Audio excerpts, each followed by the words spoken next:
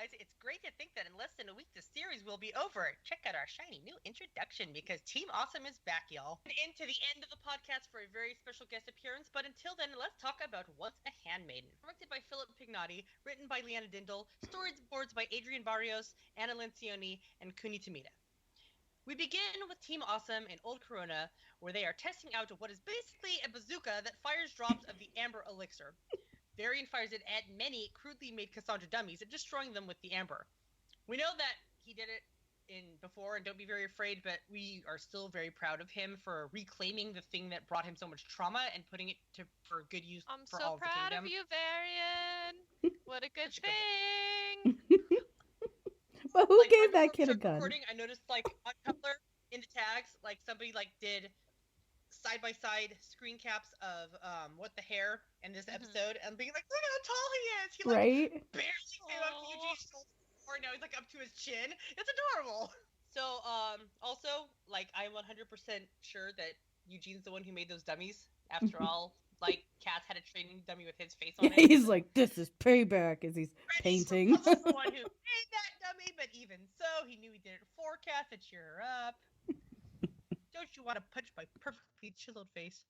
And also, they have matching goggles, which is super cute, because, explosions happen around Varian, so everybody needs, proper headgear and stuff. Did you see the theory where someone was like, headcanon that Eugene got them both new goggles after Varian said his were all scratched up in the mid-season? Yes. I was like, oh, that's cute. That was cute. Eugene's like, so we don't have to use my ring again. Yeah, I know.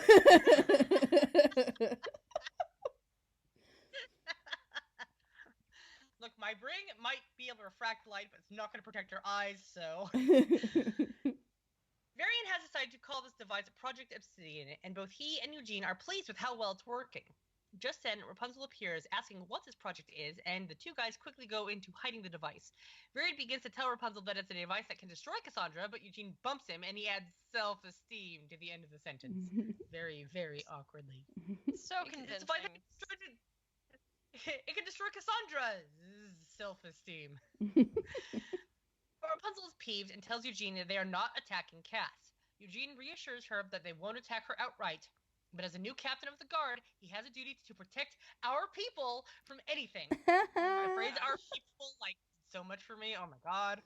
He won't use the device without her approval and procures an official document for her to sign. Literally, this is it has to be a decision by not just the crown, but probably specifically Rapunzel, since she was the one who was specifically opposed to it. Varian tells Rapunzel that he doesn't want to hurt Cass either, but he isn't sure that she won't try to hurt them. Rapunzel begrudgingly signs the document, but says that they won't need to use it.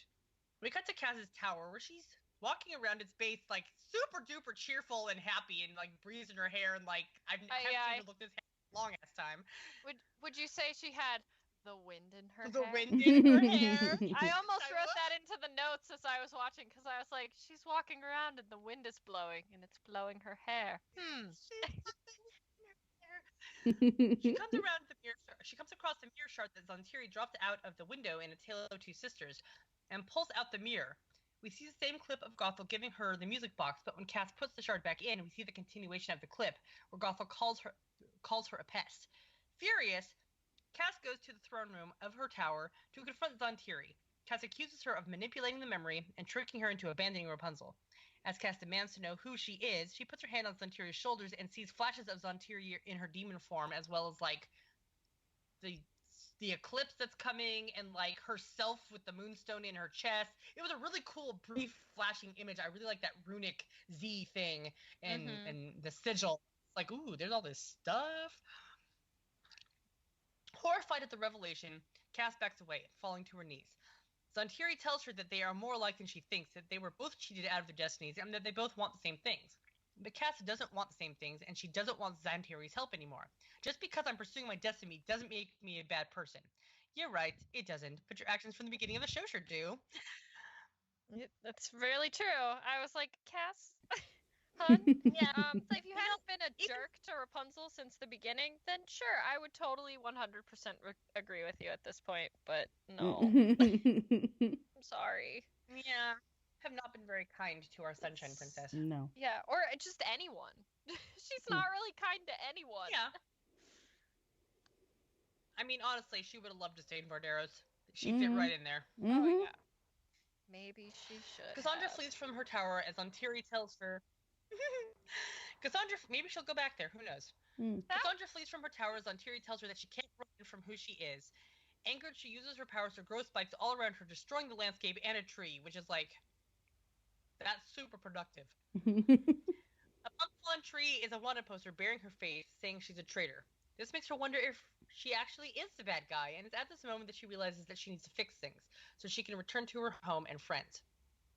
Just then, she hears voices, and we see some of the pub thugs throwing Shorty around like a football, much to Shorty's delight, so it's not like, Shorty they were being mean to him. As Attila throws Shorty, he lands next to Cass and begins to flirt with her, because he doesn't realize he's her father, so of course he's gonna flirt. I was like, Shorty! Yeah, right? That's disgusting, Shorty. The rest of the course, Shorty's disgusting, so... The rest of the thugs come over, and they try to stop her. She's able to hide from them and is reunited with Owl, who she apologizes to, and tells that she wants to go to apologize to Rapunzel as well. But after the response the thugs had, she'll have to find a way to get in unnoticed. Good thing she still has a shape-shifting clothes for Tumnus. Just then, she hears a voice and sees Crowley yelling at one of the handmaidens, whose name is Faith. Like, we've seen her, she's the little short one, the cute one.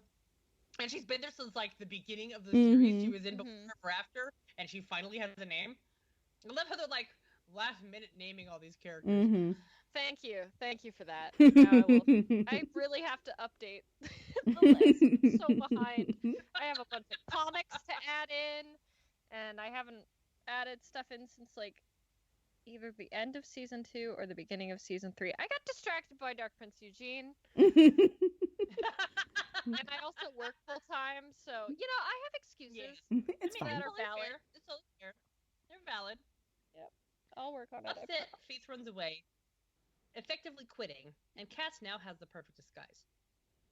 Now in Corona, Cass, disguised as Faith, meets up with Owl and tells him that she has to show people of Corona that she isn't the monster everyone thinks she is. I'm going to pause this really quick to point out to people, because I've had people talk to me about this. The reason why, in every other instance of using the cloak, their voice was disguised, and it wasn't here, was so that the audience would know for sure that that's Cassandra. I don't think it's, literally supposed to be Cassandra's voice in the same way that in every other instance it was literally the other character's voice. Because in every other instance, the audience was supposed to be fooled also. In this case, the audience needed to know that this was Cass. And so, that's why Rapunzel didn't recognize her voice, and I was like, kind of stuff. do you really Rapunzel not recognize her? Right away. I would have gotten it instantly if that had been literally her voice,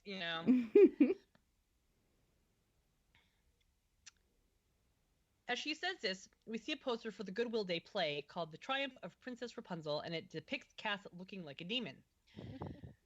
Nice picture. It's hard for me to believe that Rapunzel approved that, that she was cool with that happening. I don't know. I don't know. She's also seems pretty big in the festival thing to let the people have the day the way they want it. So she's just she's been really big on community in season 3. Maybe she was just picking her battles. Yeah. I mean, Feldspar seems very excited about it, and she probably doesn't want to squish his dreams. Yeah, that's true. So, she's I'll just deal with it, Coming to the castle courtyard, Frederick is telling the citizens that in light of recent events, he has decided to cancel the Goodwill Festival this year, much to the disappointment of all. But Rapunzel quickly pipes in, asking if anyone has any objections. Fred tells her that they talked about this, but she tells him that they should let the people decide what to do, and this is the big difference between Rapunzel and Frederick. Yes. And stand up to him, sis. I love how he's basically muscling in and saying, "Sorry, Dad, we're doing this my way." Yep. Which is fantastic. But it's this shows how her ruling practices greatly involve how can we make the people happy as opposed to how can we tell the people what to do. Yeah. So yay. Like a good ruler would. Just then, Cass, as Faith, pipes up, telling everyone that while they don't always have control over what happens, they can choose how to respond to it. So, yes, Cass, you can choose how to respond to it. Yeah. So when the fight comes to Corona, they double down on their spreading of good cheer. As she states that this will be the greatest Goodwill festival ever, the people heartily agree, and the festival is back on. Inside one of the castle rooms, Cass takes off the cloak and talks to Owl. She believes that helping Rapunzel with the Goodwill Festival is the perfect way to extend an olive branch, but as she tells Owl that everything will work out fine, we see Zontiri's watching on, looking in the window from a tree with as diabolical as ever. She laughs maniacally and is joined by Shorty, who is sitting behind her and asks, "What are we laughing at?" Like, there was a lot of Shorty in this episode, but astoundingly wasn't like a really obnoxious Shorty. Like, oh it my was gosh. a very good Shorty. You know what I think part of what it is that he hasn't been in season 3 so much that I'm sick of him at this point. So now I'm just like, okay, this is just Shorty, you know? So, Neil's like, I wonder how everybody allow else this feels being supportive characters in Shorty's episode. I was like, shut up, Neil. He was so excited. The next day, Rapunzel is doing her best to get Gregorio ready for the gopher grab, but the lazy gopher seems to be past his prime. Rapunzel's concerned because a gopher grab without a gopher is just no fun. I related to Gregorio in this episode. Oh my god, I was so happy to see Gregorio. I cried. Oh god, Not fat really. little Gregorio. I just was so happy. I was like, my son! So I had been drinking this night. So when this episode came on, I was like, his name's Oreo? And Neil goes, no, it's Gregorio. And I was like, oh, I missed that. I just heard the end. Oh my goodness. How healthy. I was like, the gopher's name is Oreo? He's like, no. He's like, no, you dingus. Cass pipes in, offering Rapunzel to help her in finding a more spry gopher. Only issue is, they don't know where to find another gopher. Thankfully, Shorty, who just arrived on the spot, does know. The Valley of the Gophers. Some say it doesn't exist, but others say it doesn't exist. So, it doesn't exist? Oh, it exists! Just like, what the hell? This was amazing. Tom, how can you hate him? I know, right? Perfect. Arriving in said valley, we see it fraught with gophers and their burrows. As Eugene and Rapunzel discuss how Shorty knew about this place, and apparently he got married here, which I wonder to whom. It's totally One of the gophers begins to tug at Cass's cloak, making her change into many different disguises, including Fred in a ladies-in-waiting uniform, Adira and Eugene in his captain uniform, which makes her make a disgusted face. The gopher then tugs the cloak off of Cass, and it falls atop the gopher, transforming it into Vigor, Fidela, and then Little Big Guy. As Cass finally gets the cloak back, just as Rapunzel and Eugene turn to face her, she is still in her landing pose. She says that she's merely stretching, and learning to stretch is a way, something that she learned in her acting class. I'm interested in them being like, where'd you learn to stretch like that? I'm like, isn't that like basic yoga? Rapunzel, you stretch like that. Yeah, What the hell, man? I think it was Eugene who asked, so I don't know. he maybe doesn't do yoga. Hasn't seen Rapunzel do yoga, or he's been... Either Eugene hasn't seen Rapunzel do yoga, or he's been too distracted to really pay attention to the posing. Distracted while Rapunzel was doing yoga. Just like, Either he hasn't stretchy, seen it bendy. or he's lying.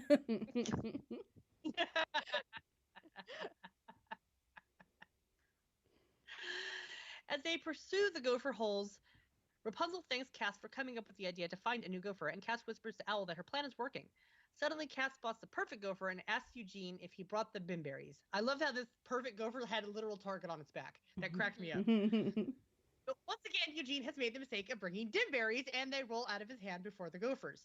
The dimberries have the same effect on these gophers as it did in Gregorio all the way back in season 1, and all of them, except for the gopher that they want, begin to run around like crazy. Cass grabs the front of Eugene's coat, angrily admonishing him for mixing up these two berries once again, but since she's in disguise, she lets him go and plays it off like she doesn't know that he had done this previously. Here's what I'd say if you'd done this before. She's not a good actress. Eugene is attacked by gophers as Rapunzel and Cass go after the one not crazy one. She keeps evading them, though, until finally they spot her in a tree. How'd she get in a tree? And using Rapunzel's hair, Cass flies up and grabs her. As she lands, Cass accidentally calls Rapunzel Raps and swiftly begins to apologize, but Rapunzel doesn't mind. At the end of the scene, Eugene reappears, his uniform torn to shreds by the gophers. Poor baby. However, he has a very delightful little tear on his pants on his thigh, so that's like the closest we're gonna get. So I noticed that when I was writing the notes, and I was like, oh my god. Wait, I haven't seen that one yet. I've just seen the Oh my shoulder. Oh God. no. Fifth I was thigh, like, oh my. it's the fifth thigh. Oh my god! What a glorious day! I was very happy. Oh, now I gotta go look. Oh man. Back in Corona, Rapunzel is confiding in Cass, who she still believes to be Faith, and tells her that she was worried about this year's festival since she normally spends the festival with Cass. Just then, Feldspar arrives, upset because the lead for his play just quit. Rapunzel reassures him, though, because Faith is an actress. On stage, Feldspar introduces his play, The Triumph of Princess Rapunzel, and we see Cass in a Rapunzel wig. I really She love begins when Feldspar arrives to that scene. She's like, Feldspar, my man, and I was like, yes, it is that. He's just doing a different voice and looks completely different, but yes, it is your man. I wonder who the lead was. I wonder who was supposed to play Rapunzel. I know, Yes, right? that is also a thing. I'm like, who in the world? I mean, Was it obviously Lance? it wasn't Probably. Oh my god. Oh my god, if it was Lance, that would have been amazing. And I'm like, why would you quit? Lance. Maybe Come. I don't know. Maybe That's somebody amazing. offered him some really good food. Yeah, oh, Or, yeah. I mean, Okay. I would turn down things for really good food. It's like, Ellie, do you want to go to this really cool thing? I'm like, sure. And somebody's like, but here's like some fancy truffle mac and cheese. I'm like, what? Never mind. Nothing else matters except this mac and cheese. Or maybe like Feldspar started chewing pork chops that way again, and Lance was like, I'm out. He's like, I'm out. Yep. I can't do this. At least we know it wasn't Faith, because that would have really been really confusing. Yeah. Okay, so she begins to read her lines, and then Vlad comes out wearing a bright blue mop of a wig, playing the role of Cassandra. Vlad pretends to use Cassandra's powers, and Chiara and Catalina come out dressed as Black Rocks, and that's like the cutest thing ever, and they're the best part of the play. I'm sorry, they just are. That's so funny. They were so cute. Little girls, they were so cute. Like, oh my They just god, like they shuffled were onto stage. It was so cute. Stole the whole They show. were so cute. God. Like, honestly, that was like literally one of the best parts of this part of the episode was those two. But Cass goes off script and begins saying how she really feels. Vlad gets upset and storms off stage, so Rapunzel takes the Cass wig and begins to say how she really feels as well, still not knowing that she's talking to the actual Cass. And it's like kind of awkward and annoying because the way that Cass starts it is like, I know that I'm partly to blame playing the role of Rapunzel, and I'm like, excuse you? You better know? shut your mouth. Cass says that it isn't easy for everyone, right?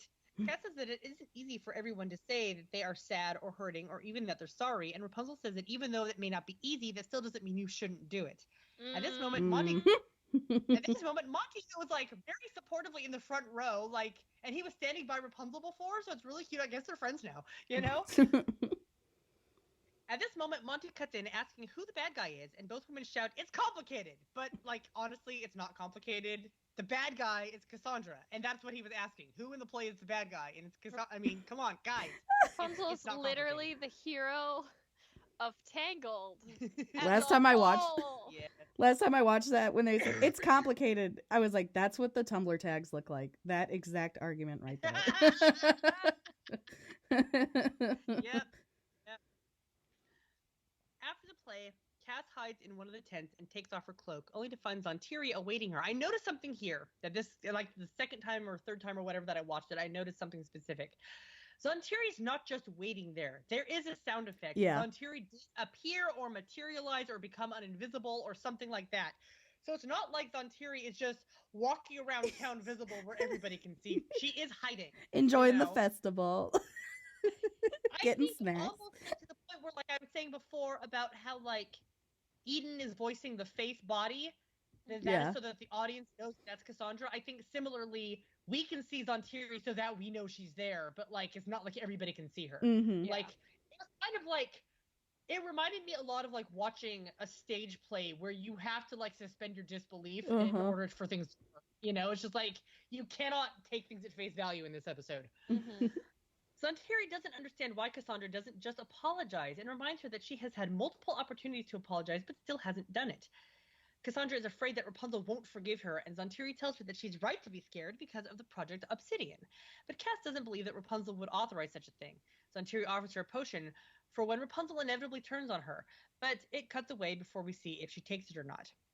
In the castle courtyard, they have retrofitted it into an arena for the gopher grab, since it would be safer than the woods. Rapunzel runs over to Faith and asks her why she changed the script. Cass tells her that she simply heard that there was a lot more to the story, and Rapunzel agrees, saying that she believes Cass is still a good person. Cass tells Rapunzel that she has something to tell her and asks if they can speak in private. But as they walk to find a private spot, Zantiri pursues and tugs the cloak off of Cass, revealing her to the entire courtyard. The people begin to flee in fear, and the guards come rushing in. Cass tries to explain the situation, but as the guards near, she shoots a flat-topped rock at them, sending them flying back. One of the guards alerts Eugene that Cass is in the courtyard attacking Rapunzel, so he and Varian rush in to help. Back in the courtyard, Cass is continuing to use the blunt rocks to stop the guards from getting to her, and Rapunzel tries to reason with her. Just then Eugene and Varian arrive, with Varian pointing the Project Obsidian at Cass. Eugene tells him to hold his fire. Cass tells Rapunzel that she wants to believe that they can fix things, but just then, Zantiri comes up behind Varian and fires the weapon at Cass. It entraps her in amber rocks, and Rapunzel yells at Varian, who is confused as to why the device went off. But Cass quickly breaks herself out of the amber and delivers the "you want me to be the bad guy? Fine, and now I'm the bad guy" line that her mother once said, and I hated this. I hated that. I had to so pause the episode because I was so angry. The animation was so good, though. Angry. It was really It was good. so No, good. I agree. I'm not great, but the use of the line pissed me Oh, off yeah. so. I am only blaming okay. a select few people for that. I don't blame the animators. Oh gosh, no, it's not the animator's fault. But Yeah. I mean, seriously, that specific line, it's part of it is honestly, at this point in the series, they have done so many parallels and callbacks that it's okay, we get it. Mm-hmm. But this point, it's you know, Mm-hmm. I thought we were over the Gothel thing, and now you're straight up literally quoting her, and just I hated that part so and I'm much. all right, okay, so now Cass is irredeemable because she said that line. Because that, I mean, Gothel was never redeemable, but that's when she starts That going line full literally- villain. Yeah. She's like, I'm gonna But stab also, you that deep, line- and it's wait, no.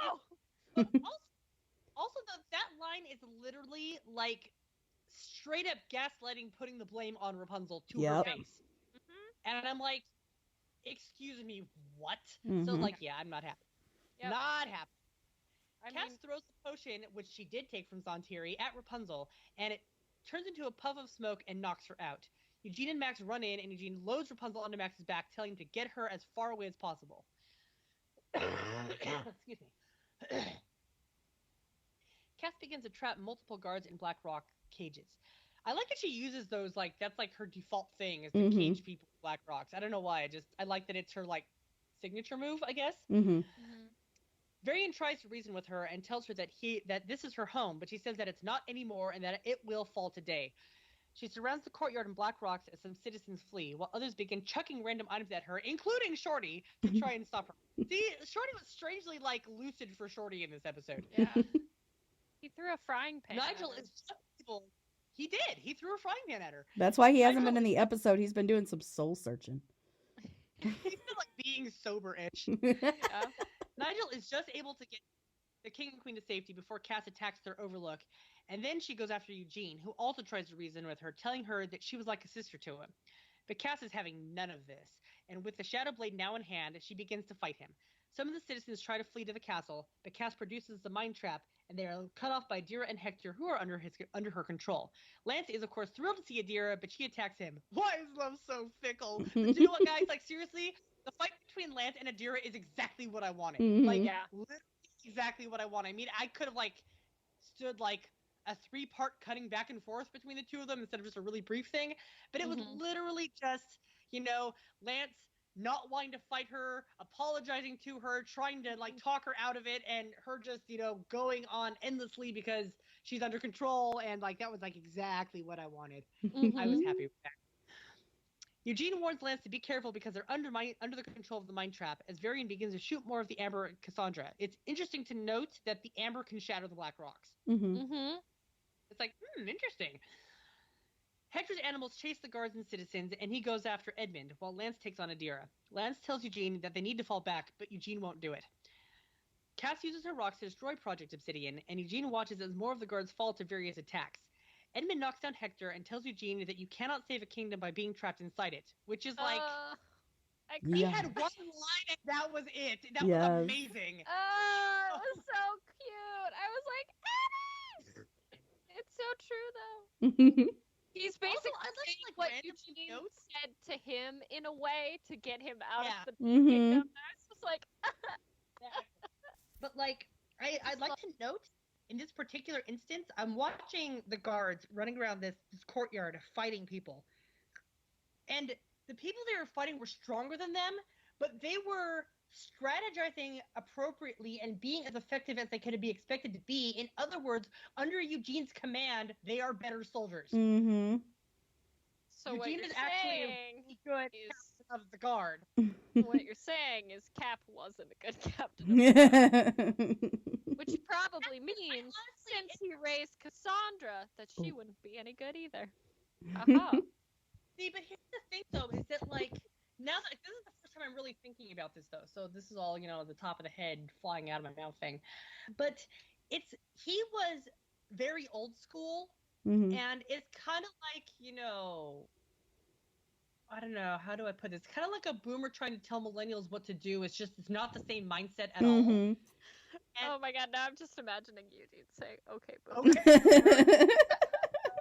And he and Marion would do that so much. Right. Oh my god, that would be amazing. Okay, boomer. Okay, boomer. Imagine if Varian tried to okay boomer Eugene and he'd just be like, I am a millennial too. You are Gen Z. Just like one more and I won't let you have your bazooka, Varian. Shut up. But yeah, my point being that like the captain trusted his men and whatnot, but Eugene thinks a different way than the captain does, and probably having a new and fresh outlook on things has been extremely helpful to the guard, Yeah. Eugene also knows all of their faults, so... Yes, exactly. Here's how you overcome what your faults are, He's like, well, you all suck. Because here's the thing, okay, but notice, though, that, like, Hector shows up. First of all, some of the guards trapped Cass under a net, and then when Hector shows up, they immediately went after all of the animals with nets. Like, they were ready for them. Eugene was just straight up, okay, I'm strategizing in advance, knowing what the opposition is going to be, and it worked. It's like Captain, when you go back to, like, the Turbot PI, the Captain didn't bother to know the enemy. He just attacked by the book every single time.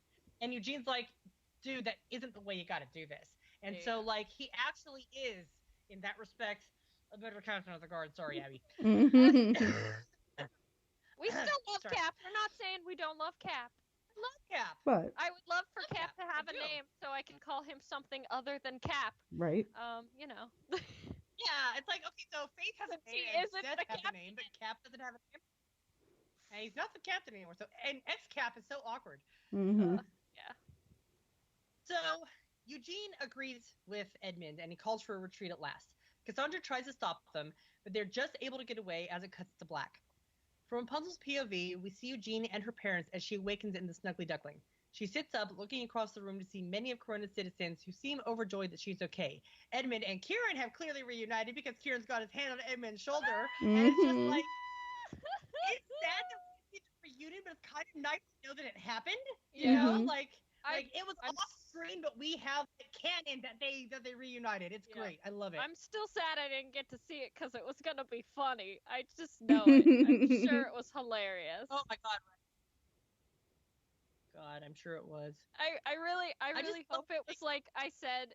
I know I said it in the podcast at one point, I think, but I was like, Edmund's literally just walking around Corona, and Kieran's like, what? Wait a minute! What are you doing here? And Edmund's like, oh, Kieran! It's weird to see you here. How are you? And he's like, no, what are you doing here? And he's like, oh, my son lives here. Didn't you know? He's like, what? What? No. And he's like, oh, who's your son? And Kieran just has a conniption because he's like, what is going on? Then he just goes back to harvesting pumpkins. Yep, exactly. He's like, you know what? I'm just gonna go back to old Corona, and you can bye. And Edmund's Yep. like, "See, sad." Oh man, I had this ask the other day that was like, so I guess Kieran's just harvesting pumpkins during the episode, and I'm like, maybe he's taking a book out of Varian's handbook and trying to be a mad scientist. Maybe he's trying to come up with an apple pumpkin hybrid. So just to crossbreed his two plants that are not remotely related and try to get a single plant with all the fruit he needs. It would make amazing pies. I thought apple pumpkin would actually, apple pumpkin might be good. Mm-hmm. Huh. Mhm. Huh. That's a thought. Sounds like we have to workshop this. Yeah, man. All right. And Next then time post it on the Tangled internet. We'll post Kieran's it on the apple internet. pumpkin pie. Yeah, exactly. That's that. As Rapunzel and Eugene embrace, she asks what happened to Cassandra, and as Eugene hesitates, Rapunzel runs from his grasp, exiting the duckling and heading towards the vantage point. Oh my god, he sounded so broken though. Like, Sunshine, I don't think you should. And I'm just like, baby! That was sad. Rapunzel gasps, and we see Corona completely overrun by the black rocks. As the citizens come up behind her and Eugene, who are now holding hands, Rapunzel gets her game face on.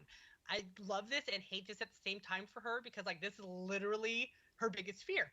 Like, what she straight up told Varian her biggest fear was I see the kingdom overrun by rocks, completely destroyed, and Cassandra and I aren't friends anymore. And it's just like, Well, there it is. Have fun having your worst nightmare come true. You know what? Everybody's like, Varian is like Demantis' like descendant, but like Rapunzel's the one with the psychic visions, man. Maybe she's the descendant of Demantis, which means that Ariana's the descendant of Demantis. New AU. I like this AU. Yes. We then pan through the streets of Corona, seeing just how extensive the damage is, until finally we find Cassandra in the throne room, sitting on one of the thrones. And that is the penultimate episode. It's crazy to think that in a few days, right after you hear this podcast, guys, we're going to be at the finale. So, yeah, this is crazy. We're almost done. And, like, honestly, one of the things I was laughing at, and by laughing, I mean crying at earlier, is I was talking to Kelsey about this, and I'm like, maybe if I just sit here in denial for a couple days, everything will be fine. And then I, like, open up my inbox, and everybody's like, oh, so, what are all of your theories about the finale? And I'm like, okay, so people aren't going to let me sit in denial for a couple days? It's so close. So yeah, we're almost done. It's so close. It's, but you know what? Honestly, I've been saying it since before the series started, since we found out it was going to be a 3-season series. I've always said I'm glad it's going to be a finite story. Yeah. Because things that go on and on and on forever lose their charm and appeal really fast. Because as soon as they get over that first story arc, all they do is try to one-up themselves for the rest of the time. And it's just like, yeah, very few shows, are able to pull it off.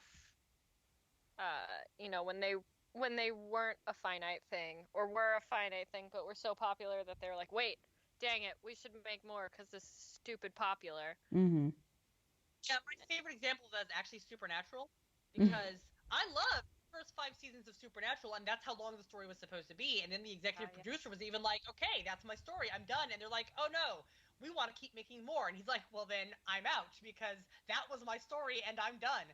And then Supernatural has suffered from season 6 onward. It really has. It's like I stuck with it for a couple seasons after that, but like I think I saw through season 9, but honestly don't remember much of season 9, and I bought season 10 but never watched it. So I'm just like, yeah. So I'm glad that Tangled has a finite story that they're telling, and that, I mean, next episode, it's a 3-part episode, so it's going to be very long. They've got a lot of time to wrap things up. Honestly, one of my issues with this particular episode is that, Cassandra is supposed to be portrayed as being conflicted, but as my sister put it, and she said I could even quote her on this, she's not conflicted so much as she's absolutely certain, but then she switches on a dime what she's certain about. Yeah. So, like, she's not like, it's not coming across as like, oh, I have all these conflicted feelings. It's coming across as like she just has no effing clue what's going on at any point. She's just like, here's what I think. Now here's what I think. Now here's what I think. And it's just like, baby girl, you're not, no. Just no. I mean, and like, honestly, watching this episode, like, it's not my least favorite in the season. That honor goes to A Tale of Two Sisters. But Like this one, I liked the very beginning and I liked the end, and the middle was kind of awkward and felt sort of out of character on Cass's behalf to me. Like it's like it's possible that that is technically part of her personality, but it's certainly a part that we have never seen before. Yeah. And so I'm like, that's just not like, even season 1 Cass. That's just like some random. That's not. That's Mhm. like Cass that's some we've completely never different Cass seen. I have never. And like even like the way that she's talking to Owl, like they have never had her actively be able to understand Owl before. Yeah. Like they had a suddenly she's communication thing going on. Rapunzel. Mhm. Like, Yeah, exactly. What you're saying.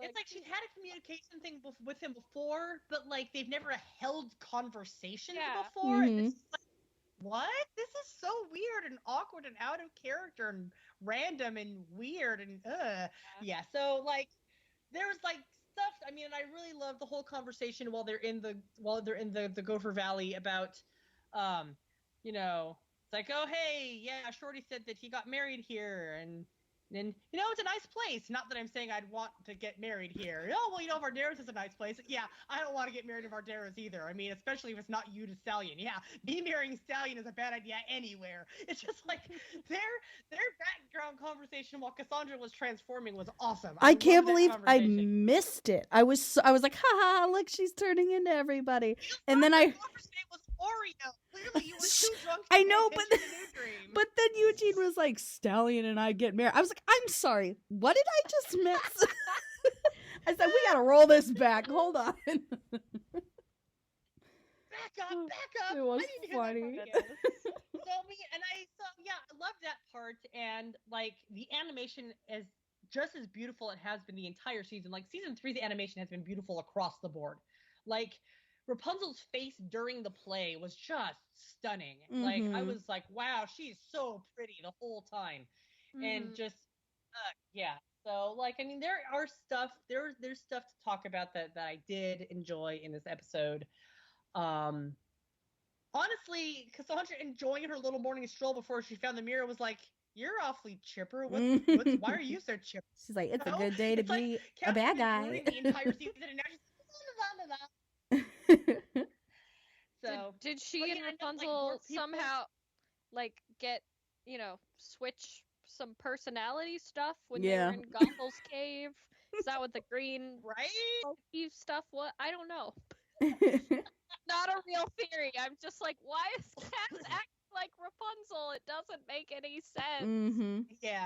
Yeah, it really was out of character for her. Yeah, I mean, honestly, part of it was like the only time she's ever acted remotely close to this was when the whole point was that she had taken a mood swap potion. Yes. Yeah. And that I was like, she's so out of character in this episode. So yeah, so I didn't enjoy that part. Yeah. I'm glad that Rapunzel got to say what she needed to say, even if she didn't know she was saying it to Cassandra. I'm kind of pissed that despite the fact that Cassandra knows that Zontiri has been manipulating her and pulling the strings behind the scenes, she still like trusts her at all. Like, yeah, she's like, nah, you're right. You're right still, even though you're a terrifying demon lady. It's like, no, you're Cass, right. what are you doing? Oh, Cass. So, like, just so this episode was a little bit of a hot mess, a little bit. But it did give us, you know, Eugene's awesome fight scene and being in command. And I noticed that, like, Captain while I Eugene, don't love the man. uniform, while I don't love the uniform, I do love people running up to him going, Captain! So much of yes. Yes, quite nice. And unfortunately, Ellie cannot be joining us for this next. But now, tonight's special guest on Tangled Talk, a woman who needs no introduction, someone who's been with us from the beginning of the series all the way to the very end, Eden Espinosa, everybody. Yes. Welcome to Tangled Talk. We are so happy and honored to have you join us. Thank you so much for being here. Yes. I'm so thrilled and honored that you asked. I'm happy to be here. Yay. Everybody is so excited. We've been super like quiet about it, but we've been like hinting we're like we've got something special. This week you just have to do it, okay? I love it. Oh, they're so excited. And I asked today, I was like, so what do you guys think it is? And like all of them got it. But I was like, I'm not gonna say anything. They're honest. We're like, just so you know, we're not gonna like any of these because we don't want to give away the answer. But and everybody's like, well, you've got a voice actor. You sure have a voice actor. We're like, okay, you say so. But questions, we want to thank you from ourselves and from the fandom in general for always being such a strong advocate of the show. It means a lot to so many of the fans that you like and reblog fan art and that you comment on things that the fans have said and done, that your Instagram story is constantly filled with fan art. So thank you for always being so vocal and for always bringing it to the public's attention. Like, I think, honestly, of the entire cast, you have been the loudest Tangled advocate. It's super appreciated by everybody who always complained that Disney doesn't promote it enough. Well, at least Eden does, you know? Yeah. I mean, I mean, I'm only going to speak for myself. I definitely wish that they did promote it more, and I'm so proud of it. And I'm just proud of Chris, and I'm proud of the show, and I'm proud of my role in it, and I'm proud of Cassandra. And I'm just like a big Disney nerd, so it's a complete dream come true for me to be doing this. And that's why I'm just like, every chance I get, you know, screaming it from the rooftops. And I love the fan art, and I love how much people love the show, and it just means everything that people love and support it. And especially being a new character that, you know, wasn't in the movie, and just to see her be embraced by everyone has been amazing. That's awesome. And also, from the Mercury Filmworks crew, you voiced Cassandra in a way that Mercury animators had so much fun animating. Many of them have had her as their favorite character, and they thank you from their hearts for bringing her to life. That being said, do you have any words for the Mercury crew? I just thank you for making her so hot. Right. You know, it's funny because I remember, you know, when she was already, you know, like drawn. Her look was already, you know, done before, and that just like seems like over time, like I adopted her haircut after a while, and I was growing my hair out, and people are always like, she looks so much like you, and I'm so, it's a serendipitous thing, but I just think they're amazing. I love the artistry that they put into every single episode, and it's just you know, it's really detailed and passionate. People just put so much of themselves into it, and you can see it and you can feel it through the animation, and I love it. Absolutely, I totally agree with you on that. So we at Tangled Talk have gathered questions not only from ourselves but from some of Cassandra's biggest fans, including some of the Mercury crew. Obviously, we don't want and can't have spoilers for the series finale, but that being said, if you could possibly choose, what is your favorite thing about Cassandra as a character, and what draws you to her? Oh God. I think what I love the most about her is like her humanity. I mean, she really goes through struggles. I feel like she admits when she's wrong, you know, especially moments in the early season, when she'd be like pretty harsh with Raps, and she would realize, like, you know, I didn't need to be that harsh. But I love how passionate she is about something that she believes in, whether it is her friendship with Raps, whether it's you know, knowing things about weapons and battle, trusting her gut, really voicing her opinion. I just think that she's strong in so many ways, but she's like beautifully human at the same time. So I think those are the things that draw me to her. Also, I love that she has, I hate to use this word, but like quote unquote a dark side. You know, I think we all have moments where we can fall into jealousy or fall into feeling, you know, left out or unseen. And I love that this character has those really dark human moments that we all have experienced, but we don't really talk about that much. So I love that about her too. How do you feel about Cass's journey through the course of the series? It's a dream for an actor to have an arc like hers. You know, it's like you get to experience everything. And I remember, my first day, I was living in New York, and I did all my auditions in New York, but I happened to be in LA, and I went in for a very early session, and they hadn't fully told me I had the job yet. But they like, I went to the studios and they like pitched the entire 3-season arc. And I just remember like, this is so badass, you know? It's just like, you really get to see. And I remember Chris telling me like, she's going to be a slow burn. Like, we're not going to see a lot from her in season 1. We're definitely not going to hear her sing, maybe like a few lines at the end. Like, she has a long way to go. And I want people to be invested in her. So her journey is epic. It really, really is. So what has been your favorite season? I see. I mean, I think as a whole, season 2, just because like that cliff, you know, as we get to the very end, it's like such a like gasp moment. You know what I mean? Yeah, and I have to thank you, cutting for just a second.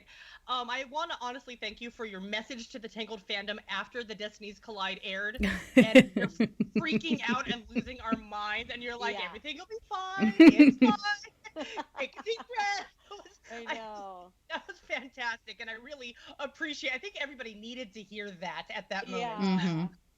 I just, you know, I think like we all speculated, especially like Chris and I, just going like, I think people are gonna lose their minds because you know was sort of unexpected. But I also really love season 3, and like I love the aesthetic of it, like the look of it. I'm not completely caught up because I don't have cable. So when I'm at my parents' house visiting in LA, I can catch up, and then so I have to wait till it's on Disney Plus. So it's crazy because, you know, we recorded these episodes well over a year ago. Right. And so I don't even fully remember. I don't think I could give you a spoiler even if I wanted to. Like, I don't fully remember the entire, you know, finale. So I'm excited. I'm excited to get caught up eventually. So what has been your favorite episode that you do remember? I think the episode with Waiting in the Wings is one, if not the favorite, because it was just a turning point for Cass. It was like one of the first times you really saw inside her thought process and her feelings. And then, I mean, crossing the line, whatever episode that was, I feel like a bad voice actor for not knowing, but I just love like that whole moment for Rapunzel and Cassandra. It's mostly like the song. I mean, I love all the other episodes too, but like the ones that are longer with the songs in it are my most fave. Yeah. Okay, right. So when it came time to record, how did you get yourself into Cassandra's zone, since there are clearly major differences in your personalities? Yeah. Well, I think that like there are definite I was allowed to bring a lot of Eden into this role, into like the humor and the sarcasm.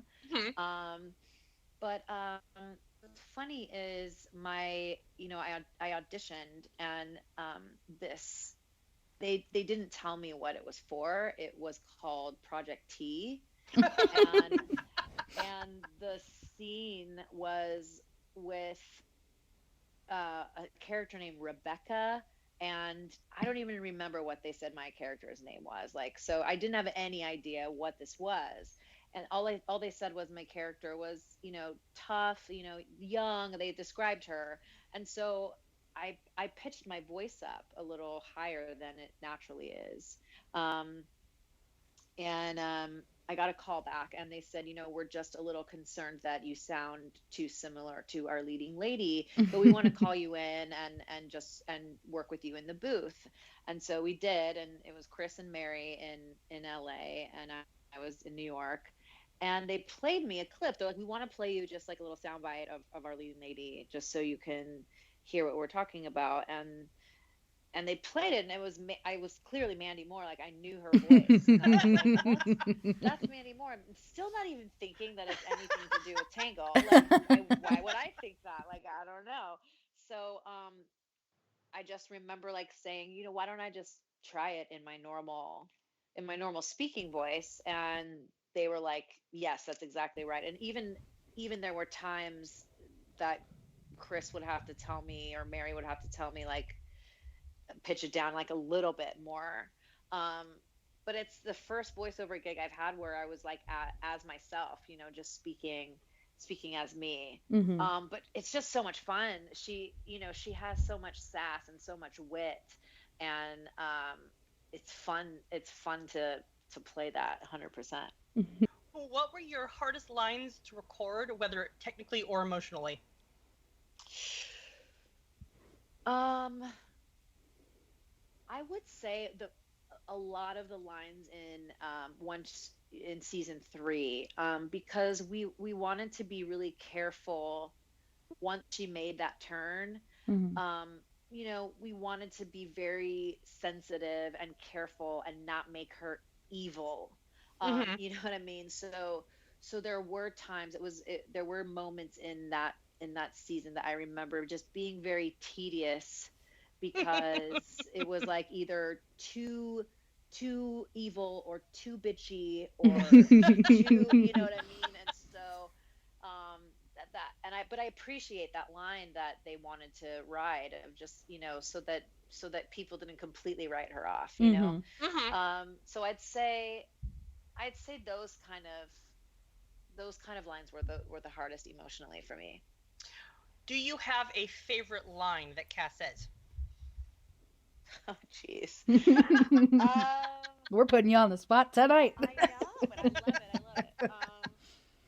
I mean, I say, in the spirit of any zinger towards Eugene is fun, and I actually grew to miss them. Once Cass, like, goes off on her own, I missed that banter between Mm-hmm. Eugene and Cassandra. Yeah, I'll tell you that all of the fandom has been saying for the past several episodes, oh man, I miss season 1 Cass. I miss season 1. I know. But I'd say those are some of my favorite moments for sure. What are your guidelines for emoting Cass? Oh. I think the main one is that I want her to always come from a place of pain instead of anger. I mean, she is hurt and she is angry, but it comes from just deep, deep pain of abandonment, of being second best, of being like not chosen and by her mother. You know what I mean? It's like, once we've learned that, um, I just remember Chris telling me like what it was gonna be, and then like having young Cass sing a verse of "Waiting in the Wings." Like I mean, I just want her to always come from that place Mm-hmm. instead of just being sarcastic, or just being cold and distant, or just being, there's a reason for it all, and she just hasn't necessarily dealt with them, those Right. feelings, you know what I mean? Mm-hmm. So yeah, I never wanted her to be bitchy, for the sake of it. I wanted her to always have a heart, and Mm-hmm. and I think that we accomplished that for sure. What is your favorite song that you performed? It doesn't have to be a solo. It can be any one of them. What is your favorite song that you performed? Provided it's not in the finale. Or you can say that it is in the finale, then not tell us what it is. Yeah. I would say Nothing Left to Lose, only because it's the only time I've ever been with another actor in the booth, and Jeremy and I got to Yeah, record we that got to together. see some of that little bit of behind the scenes video stuff. Yeah. And it was just so much fun, and it's always, voiceover work is it's my fave, and it's always fun. But just to have somebody there to play off of, Mm-hmm. and we got to try a bunch of different vocal things and go crazy. They, a few times they let us like riff all over the place and do all these like crazy notes and stuff. But, like, I think that was my favorite song to record, just because I got to sing it with Jeremy. That's very cool. What was your favorite song that you didn't perform? Mm. Oh, well, Varian's song in season two, it's two, right? It's Early one. season two. Oh, one. It's one. Okay. Because I was like, wait, we did that. They showed it at the D23 panel, but Yeah. were we done with season one? Yeah, I don't know. what it I was didn't remember. what it was is that they played like the audio for it, but they didn't have most of the Mhm. video for Right. D23. Okay. Yeah, so they're Got like, it. we can let you hear the song, but we can't let you see Yeah. what's going on. Yeah, so I'd say Varian's song, and then also Eugene's. Yes. I mean, come on, and Zach just like sang it so beautifully. And again, it was one of those like moments where we got to see beyond the character we know and Mhm. love. Like we got to see his inner workings and his feelings and thoughts, and I really loved that. We're huge Eugene fans, so Yeah, that come was on. that Yeah, was like the highlight. Podcast, we're like, we're the Yeah. huge Slumber Party fangirls over here. But the funny thing is that actually it wasn't funny. We were like torn because Disney actually dropped the season 2 album 2 days before Disney's Collide aired. Mhm. So we thought Oh. the season 2 finale songs before we saw the episode. And we're listening to this Oh, my song and we're like, God. Eugene, who hurt you? What's going on? And then we watch the episode and we're like, you hurt you moron! It was pretty funny. That's It was like, amazing. I mean, and I remember hearing the first couple piano notes of that thing and just bursting into tears. I'm like, oh my God, it's so soulful. What are we going to do? I know. It's so Yeah. good. Yep. It is a very good one. I think I was drunk Yeah. the first time I heard that in Vegas. It was rough. But it was fabulous. You did. You were drunk and you're like, I'm sobbing. This is horrible. What's going on? Oh my God, that's amazing. It was great. So, if you could duet with any character, who would it be? Yeah. I'd say Lance or Eugene. Right. That would be awesome. I mean, I've always sort of wanted a Cass and Eugene duet, but I also love James Monroe and well, I love Yes. Lance. Like, oh, but maybe Shorty. Yes. Oh, I mean, Shorty's just so good. That's I you can't. wild, man. I mean, yeah, but I love anytime singing with Mandy and also Jeremy, obviously. What has been your favorite part of being a part of Tangled? I mean, I touched on it a bit earlier. I just love I love how much people embraced all of the new characters, actually. And I think that's a testament to the creators and the writers and how they just seamlessly intertwined everybody. But it's also the way that it affects people of I mean, the widest spectrum of ages, races, and it's just kind of, it's mind blowing, but it's just humbling that you think, oh, it's an amazing opportunity, a Disney cartoon on the Disney Channel, but I didn't fully anticipate people loving it the way that they do, and it's it's been a slow burn, and hopefully it'll continue now that all the seasons will be on Disney Plus, hopefully. Actually, ever since seasons 1 and 2 went up on Disney Plus, I've been noticing a plethora of new fans, like people who'd never heard of it or who hadn't given it a chance, and they're like, well, now I've got it on Disney Plus, I'll go ahead and give it a shot. And then they're like, what do you mean? This is the last season. What do you mean it ends in 3 days? You came in kind of late on the boat, I know. And I think once the final episode airs, then it'll go up on Disney Plus. But yeah, it's just like I love that people love it so much. It makes me so happy because I love it so much, and and I just love that people care, like, and that it affects people. I mean, I remember watching that one episode. I'm pretty sure it was season 1, where like they talked about like where Rapunzel was trying to be liked by is it the baker in the village? Yeah, Candy Maker. That's actually the second episode. Monty. Monty. Right, yeah. Monty. That's right.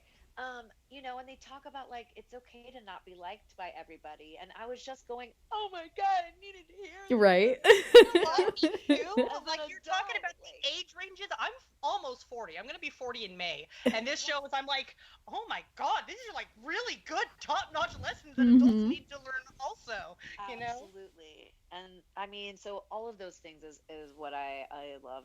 I love the most. It's just amazing. So, how much did Tangled the series affect you personally? It affected me personally a lot. I mean, it's been such a long journey, because it was almost 2 years after we recorded the first episode that it aired. You know what I mean? So we've been together for, and by we, obviously the cast, but I only ever see Chris Sonnenberg and Mary Elizabeth. But I feel, I feel like it definitely has affected me personally because I fell in love with this character. I fell in love with the message of the entire series. I have Plus en Vous in my a tattoo on my arm, because I love that phrase. Like once I learned it and learned the meaning, and I it definitely like penetrated my soul so much that I have it permanently on my arm to remind me there is more in you. And I'm forever family now with the Sonnenbergs. Even getting to meet Mandy more, and whenever Zach's in town, like we hang out, and it's just like it's definitely affected me, and it's like a dream come true. This was literally a dream of mine, to voice a character for a Disney cartoon, and I never in a million years thought that it would be what it is, a sequel from a movie, a new character added, and that I would get to sing Alan Menken music. Like, are you freaking kidding me right now? Like, I literally geek out. I still geek out. And I just can't believe it sometimes, but I'm so grateful, and it's just it's awesome. So awesome. Who is your favorite character other than Cassandra? It's Shorty. It's Shorty. Oh my gosh. Because I mean, I literally pee my pants laughing at Shorty a lot. It's my husband's favorite character, so he's going to totally appreciate that. I mean, it's just too good. It's too good, and I know that they have a million things to choose from. Do you know what I mean? Yeah. Like they just let him go, and it's just like, it's gold. I would love to hear the stuff that didn't make the episode. Oh, I know. Yeah. I wish they could do something like that, like a blooper reel or something. All yeah. lines real. Yeah. In what ways is voice acting different from stage acting? Well, it's you get as many tries as you want. True.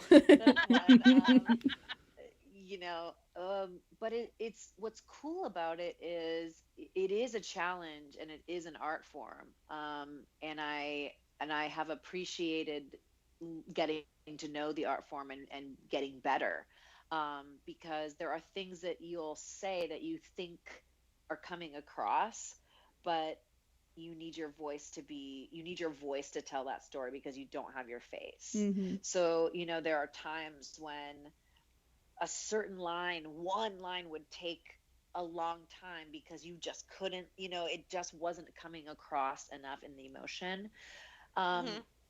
And I also just love that you can be as big as you want. Like if you guys could see videos of me, I can't speak for anyone else, but me in the booth, like especially if I'm doing sound effects for like the battle scenes or running or fighting, like I am giving you a full on one woman fight scene. Like run, when I'm supposed to be like running, I'll like do this with my, you can't see me right now, but I'll like pump my arms like I'm running, and like, so it's fun. It's actually like, you don't have to worry about what you look like. You can be as like crazy and big as you want because you want that emotion to come across in the voice, so that the animators can like bring it to life. So it's very different in many ways. Yeah, it's very different in many ways. Are there any scenes that came out differently in final animation than you expected? Oh, there was one scene in season 2, and it was I can't remember which one it was, but there was a scene with all of us that was so, I just remember I laughed out loud, and I said it out loud. I was by myself and I started laughing, and I was like, "Oh my God, this scene is fucking awesome." Like, because I know that we were all by ourselves, and it was one of these really funny, seamless back and forth things, and then it ended with just Cass and Raps. I can't remember what it was, but it was as if we were all in the same room, Aw. bouncing off each other, and it was beautiful. God, now I'm like, feel like an ass because I can't remember what it is. But anyway, I think that one, um, you know, and of course I have to just speak for my songs alone, but like Waiting in the Wings, crossing the line, like the way the animation turned out, just beyond what I imagined. Oh, Eden, if you think those are good, just wait until you see Nothing Left to Lose. Because I can't wait. Oh, it's my so gosh, good. because, I mean, the animation is so good in that one that it went viral. Like the animation went viral, not just the song. I love like it. the animators, there's just one moment that the animator responsible for that moment has been compared to James Baxter. I mean, it's just yeah. It was crazy. Yeah. That's So amazing. yeah, wait until you see that one. Oh, I can't wait. What is your favorite memory from working on the show? Well, I definitely the D23 panel. That was fun. I was there for that. That was fun. I mean, that was just, I have to be, it was actually the first time I ever met Jeremy, although we knew of each other and we have mutual friends and all of that, but it's the first time we ever met face to face. It's the first time I ever met anyone except Chris. Okay.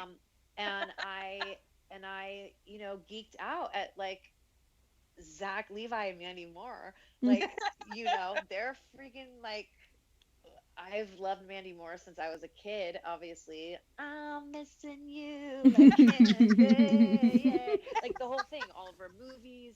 I freaking love Chuck, and like obviously Zach's so freaking handsome and tall and all of that. God. So it was just cool for us to like be all together and do that panel, and that was the last time, except the guys and I it was actually the day we recorded Nothing Left to Lose, like a year and a half ago.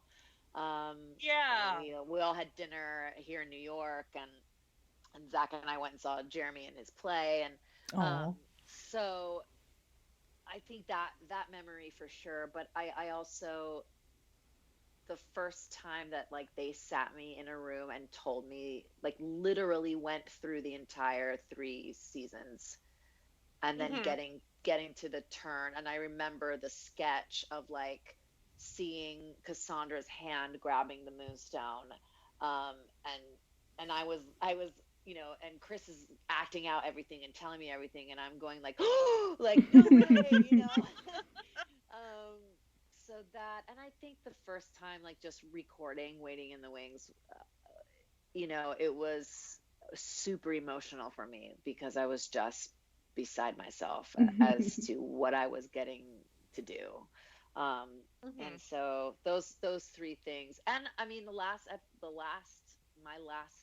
record was not that long ago, for just fixing some things, and I was crying, like I was really sad, and I even said I was in a cab, was it last night or it was last night, coming with a friend of mine coming back home, and I was like, I'm really sad, like Sunday's the last episode, and I know I'm not caught up, but it's just still like it's not going to be on anymore, like it's over, that it's over, I'm not going to be Cassandra anymore. You know what I mean? The fandom has really been affected, and it's like the funny thing is, like, all week we've been like a kind of manic affected, and then today it seems to have just sort of hit everybody that this is it, you know? Yeah. I know. Today it's actually been really beautiful. Today on Tumblr, the fandom has been nothing but like sugar and spice to each other. Like, it's been pouring out. It's been love. awesome. It's been beautiful. It's been like I've been crying all day. It's been ridiculous. It's so good. And it's so sad and it's so bittersweet. I know. It is. It really is. So, to lighten things up just a little bit, there's been this fun, silly debate in the fandom ever since the beginning of season 3 when we found out that Gothel was Cassandra's mom. Who do you think Cassandra's dad is? I've never thought about it. Personally? What if it's Varian's dad? No. That would be crazy. I really hope Varian wasn't hitting on his big sister. He didn't know. No, that's true. Personally, my absolute favorite thing that I've been saying the entire time, and I've been saying it with a straight face, Shorty. That's been my answer the entire time. Out of here right now. That is insane. Well, he is my second favorite. He's the one who hit on Gothel in the movie. That's true. He's canonically hit on Gothel, so. True. Okay, I wouldn't be surprised. Right. And it's not like he'd remember, you know? Of course not. That's hilarious. So, many LGBTQ plus women seem to connect to Cassandra. Have you ever seen her as an LGBTQ plus character yourself? I haven't. And for no particular reason. I don't think. That's a lie. I think I do have a reason. Like, I don't think that she has that on the brain. I mean, there's been moments with that one character, Andrew. Andrew. You know, where she like was crushing on him, but I don't think that like it's just never occurred to me as an actor in this character, just being like, oh, she has feelings for anyone, or, you know, Varian or Cassandra. I mean, not Cassandra, Rapunzel, or, you know what I mean? But that being said, I love that. I love I love hearing people have theories. I love people identifying with her, male and female, or not, you know, or they, them. And I don't know. It's a tough question to answer because I hadn't thought about it, but I'm glad that they do. Yeah. Okay, so what job do you think Cassandra would have if she was in the modern world? Oh, that's good.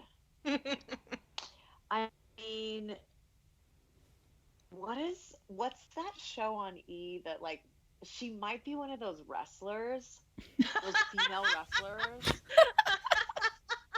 I love it. That's awesome. But I could also see her, like, I don't know, like, you know, leading like a fitness camp, or like or self-defense. Oh my like gosh. Self-defense class, you know, or something like that. But for some reason, I also could see her being like an executive, like a badass executive who also like does kung fu at night to like burn off steam. Like, you know what I mean? Yeah. She does like Krav Maga to like work out and burn off steam. Like, you know? I love it. Perfect. She's got the niceties, she's got the prestige, and then she kicks ass in the meantime. Yeah, of course. So, if Cass had a tattoo, what sort of tattoo do you think it would be, and where? Oh, these questions. We're thinking outside the box. Yeah, I love it. I mean, it might be the like crest of Corona, because I think like her father, you know, her quote unquote father being captain of the guard, like I think that's like the only thing she identifies with, maybe. And where would it be? Maybe like on the back of the shoulder, like that shoulder blade, or just like right on the bicep, like the outside of your arm. Right. Oh, right. Remind us. Like, yeah, like I think she would want people to see it. It wouldn't be like, it's just for me. It wouldn't be like one of those tattoos, Mhm. like Right. hidden because it's just for me. It's not for people to see, which is totally fine. But I think she would want people to see it. See, the funny thing is that people have asked me that question also, and I always came up with like an owl. Like, Mhm. You know? Ooh, that would help her. Like it might be one of the weapons, like her favorite weapon. Right, Yes. right. Yeah. Ooh, the owl is good though. I'm sad I didn't think of that one. So fans want to know what you're up to next, and if you will be still voicing animated characters. Okay, what I'm up to next, I'm currently in New York, doing a concert residency here. We just added 3 more shows in March. Mhm. Oh, nice. And then after that, I've been a part of a new musical for a couple years now, and we are doing our out of town tryout at the La Jolla Playhouse. Ooh. So Okay. I'll be there doing a musical called Lempica through the end of June. And Okay. I mean, as far as I'm concerned, I hope that I continue to to do voiceovers. I now have a voiceover agent, so I'm getting a lot more auditions specifically for voiceover, which is Ooh. also super cool. fun. So yeah, fingers crossed. I plan to. I want to. It's I really really love it a lot. So I hope so. Very good. And the Yeah. final question we have for you for tonight is: do you know when your next album is coming out, and will there be a tour? Ooh. Well, it's funny. I was just talking to a couple of my friends today, and they were like, "Girl, you got to start writing again." Like, just talking to me about writing more music. And yes, I mean, I plan to. I don't know when an album will be coming out, but I'm looking. I've a lot of people have said to me lately, like, do you tour or are you going to tour? And maybe I will put something together for the fall. So Okay. possibly. I mean, give the people what they want, right? Yeah. Right? You know, people do want it. Absolutely. Well, thank you very, very much for being with us, Eden. This has been like an insane pleasure, and like actually managing to finally get a time together and we can all do this. I was know. fantastic. We did it. We did it. Well, Yay! thank you for being so accommodating and understanding and problem. patient. And thank you for having me. Thanks for loving the show and for loving Absolutely. cats. Absolutely. And it is just a beyond a dream come true. And I was happy to be a part of the podcast. Thanks Thank very you. much. And that just about wraps it up for Tangled Talk, guys. We've got 1 episode left to go, so we will see you in about a week, maybe less, depends upon how dead we are after Yeah. the finale. Talk to you later, guys. Bye. Bye. Bye.